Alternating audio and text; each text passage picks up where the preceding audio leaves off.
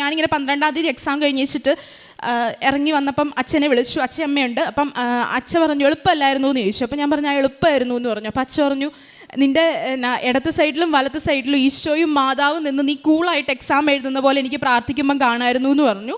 ശരിയായിരുന്നു. എനിക്ക് ഒരു ബുദ്ധിമുട്ടും ഇല്ലാണ്ടാണ് ഞാൻ ആ പരീക്ഷ എഴുതിയത്.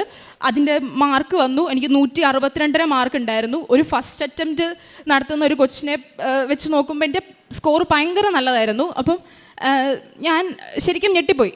എന്നിട്ട് പിറ്റേ പ്രാവശ്യം ഈ എക്സാം കഴിഞ്ഞ് വീട്ടിൽ വന്നപ്പോഴാണ് അമ്മ ഈ സ്ഥലക്കച്ചവടത്തിൻ്റെ കാര്യമൊക്കെ പറഞ്ഞിട്ട് അമ്മ ഇങ്ങനെ പറയുന്നത് ഈ ഒക്ടോബർ 30 അമ്മ ഡേറ്റ് ഇട്ട് പ്രാർത്ഥിച്ചിട്ടുണ്ട് എന്ന് പറയുന്നു. പക്ഷെ അമ്മ അത് പറഞ്ഞ കാര്യം എന്നോട് പറഞ്ഞ കാര്യം അമ്മ മറന്നുപോയി. അപ്പം ഞാനിങ്ങനെ ഡേറ്റ് ഇട്ട് പ്രാർത്ഥിക്കും, അതും എനിക്കപ്പം അറിയില്ല. അപ്പം ഇങ്ങനെ ഈ സാക്ഷ്യത്തിൽ കേട്ടിട്ടുണ്ടെങ്കിലും അതിനെക്കുറിച്ച് കൂടുതൽ എനിക്ക് അറിയത്തില്ല. അപ്പം അമ്മ പറഞ്ഞു ഞാൻ ഡേറ്റ് ഇട്ട് പ്രാർത്ഥിച്ചിട്ടുണ്ടെന്ന് പറഞ്ഞു.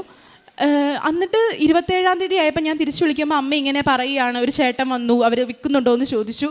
അതും ഞാൻ ശരിക്കും അത്ഭുതപ്പെട്ടു. ഞാൻ കൂടുതൽ എൻ്റെ വിശ്വാസം കൂടുതൽ ഒന്നോട് ഉറച്ചതും ഇങ്ങനെയൊരു ഇത് ഇത്രയും മനുഷ്യൻ അത്രയും അപ്രാപ്യമായ കാര്യങ്ങൾ ദൈവത്തിന് സാധ്യമാണല്ലോ എന്ന് എനിക്ക് തോന്നിയതും ആ ഒരൊറ്റ ഡേറ്റ് ഇട്ട് അമ്മ പറഞ്ഞുകൊണ്ട്. അല്ലെങ്കിൽ ഞാൻ അമ്മ ഇപ്പം ഡേറ്റ് ഇട്ടിട്ടെന്ന് പറഞ്ഞാലും ഞാൻ വിശ്വസിക്കുമെന്ന് എനിക്കറിയത്തില്ല. തോമസ് ലീഹയുടെ വിശ്വാസം പോലെ കണ്ടാൽ മാത്രം വിശ്വസിച്ചേനെ, ഉറപ്പായിട്ട് ഞാൻ വിശ്വസിക്കത്തില്ലായിരുന്നു. എന്നിട്ട് പിന്നെ CGL-ൻ്റെ റിസൾട്ട് വന്നു. അപ്പോൾ എനിക്കൊരു എക്സ്ട്രാ പേപ്പർ, എനിക്ക് നല്ല മാർക്കുണ്ടായിരുന്നു. 162 മാർക്ക് നോർമലൈസേഷൻ കഴിഞ്ഞ് 172 സംതിങ് ആ മാർക്കായി. അപ്പം എനിക്ക് നല്ല മാർക്കായിരുന്നു 200-ൽ.